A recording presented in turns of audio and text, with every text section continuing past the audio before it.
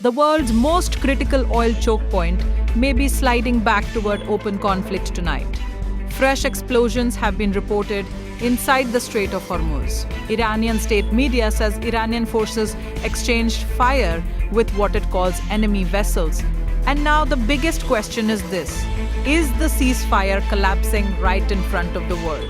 Iranian officials now claim the United States violated the ceasefire by targeting an Iranian oil tanker traveling in Iranian coastal waters. According to Iranian state-linked media, Tehran responded by launching retaliatory action against American military vessels operating inside the Strait of Hormuz.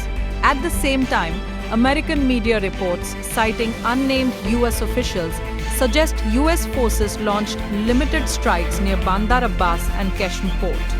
But according to those reports, Washington does not consider this the end of the ceasefire. Instead, officials are describing the attacks as limited and contained. The Strait of Hormuz is not just another waterway.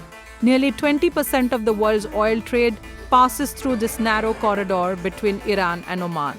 Any military escalation here can instantly shake global oil markets, trigger energy price spikes, and disrupt shipping routes across the world. So far, there has been no official response from either the Pentagon or the White House.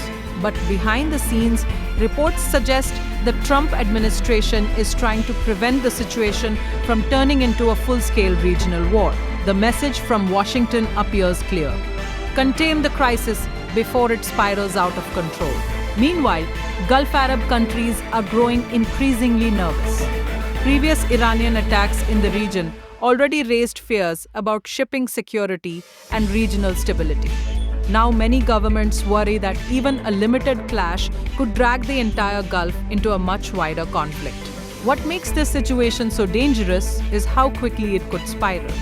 One missile, one damaged warship, one mistake, and suddenly the world's most important energy corridor becomes the center of a much larger war.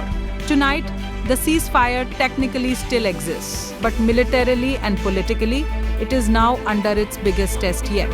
And the next few hours may decide whether this remains a contained confrontation or the beginning of another major Gulf conflict.